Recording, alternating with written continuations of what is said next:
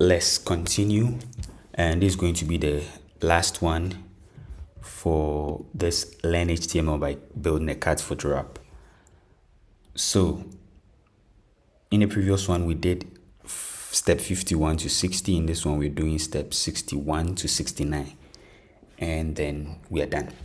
All right, so in order to make a checkbox checked or a radio button selected by default, you need to add a checked attribute to it. There is no need to set a value to the checked attribute. Instead, just add the word checked to the input element, making sure there is space between it and other attributes. So we are told to make the first radio button and the first checkbox selected by default. All right, so when we go to the finished page or the finished app, as you can see, this input here, indoor, is selected by default, and this first one, loving, here is also selected by default. We don't have that here, okay, as you can see. So that's what we want to do now, and the way we want to do that is by adding the attribute checked. Okay, so for the first radio input, which is this one right here, I want to add an attribute to it called checked. So we just need a space and then we write the word checked, and doing that will make the first radio input checked. As you can see, now it's checked by default. We can change it if we want, but by default the first one is checked. So we want to do the same also for this 11 here, and again the way we do that is just by coming here where this input is, then we add this attribute called checked to it.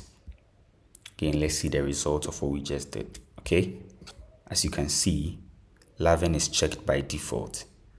All right, let's continue.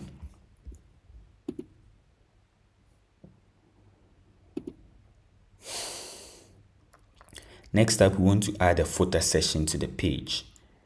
After the main element, add a footer section. Okay, so as you can see here, we have a footer section here with this text, no copyright, FreeCodeCamp.org. So that's what we want to do.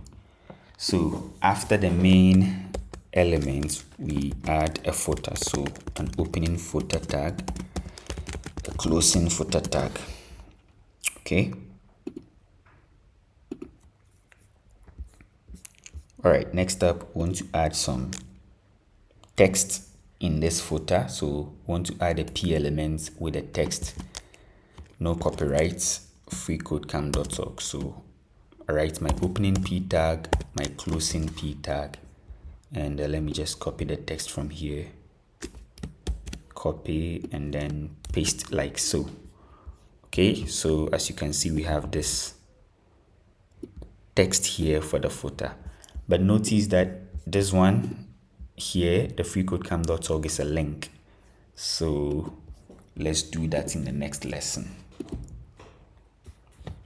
Okay, so turn the existing FreeCodeCamp.org text into a link by enclosing it in an anchor element. The href attribute should be set to this URL here. Okay, so the way we turn a text into a link is to wrap it with the anchor tag. So my opening anchor tag is here, and then at the end, like so, I write my closing anchor tag. Okay, and then I need my href attribute. So href, the value of the attributes we are told should be this URL here. So I just copy it and then I paste it like so. All right, so now we have a p tag.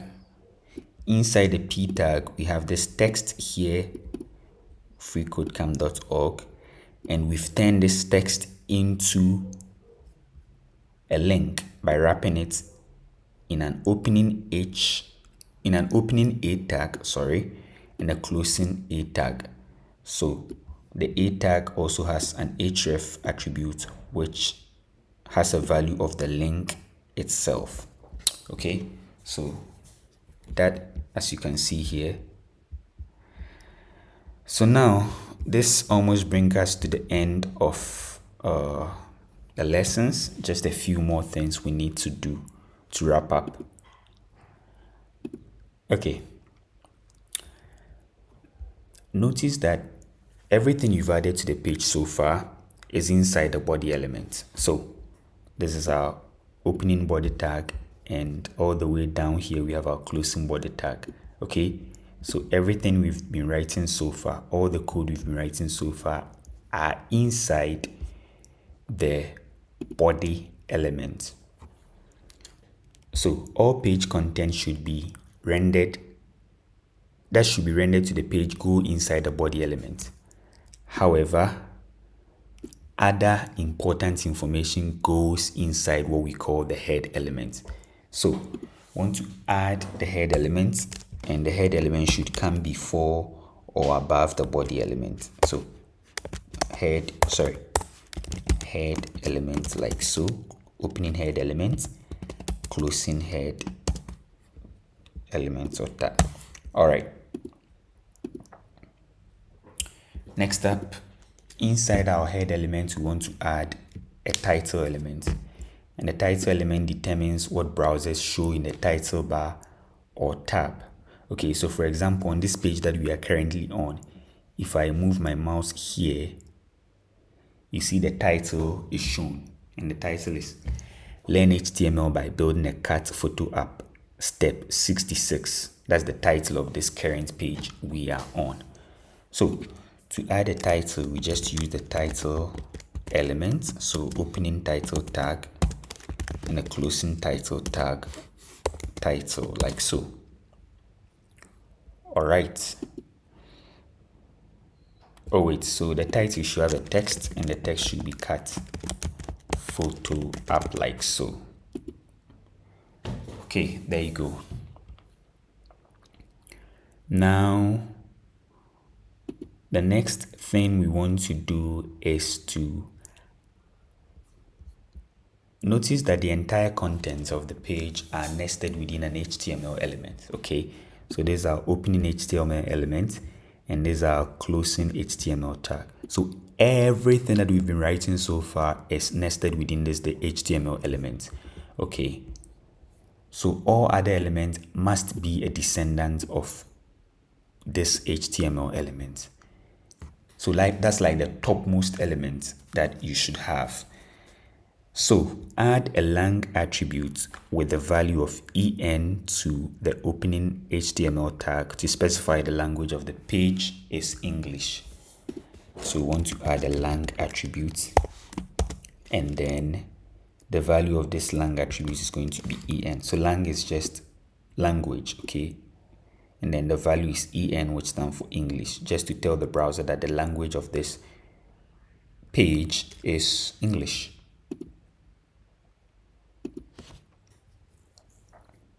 All right, now all pages, so all HTML pages should begin with a DOCTYPE. So this here, this DOCTYPE just tell the browser that this file is an HTML file. Okay, so this special string we have here is known as a declaration and ensures that the browser tries to meet industry-wide specification, or in other words, best practices.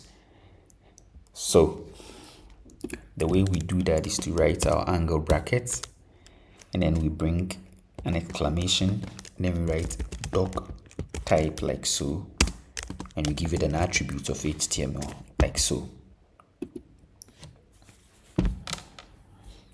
Okay, next up, finally, we want to look at what is called meta elements. So meta elements is used to add what we called metadata. So that's like other important information that we want to add. So meta, we are told that meta is a self-closing element. So we just write meta without any closing tag, and then we can give it an attribute and a value.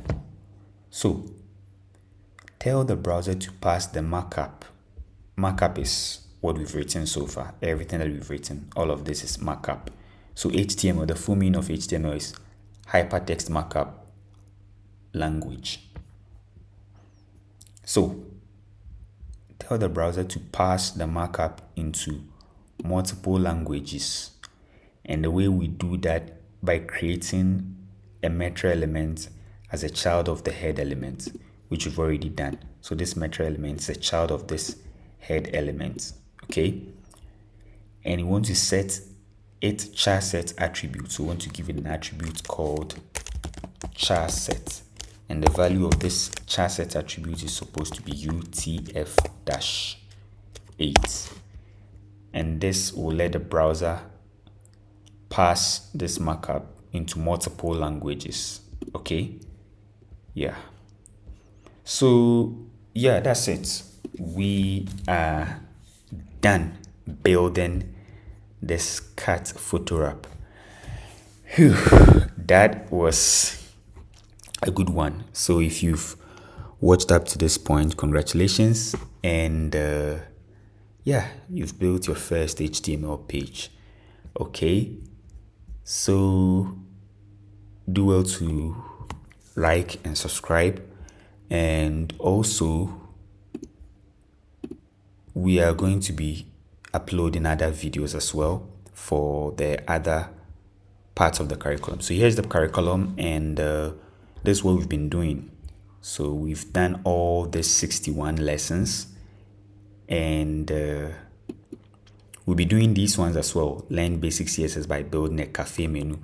That's the next one I'll be uploading, and later on I'll be doing videos on all of these as well. So be sure to stick around, like and subscribe so that you can follow along. All right, thanks for watching, and see you in the next one.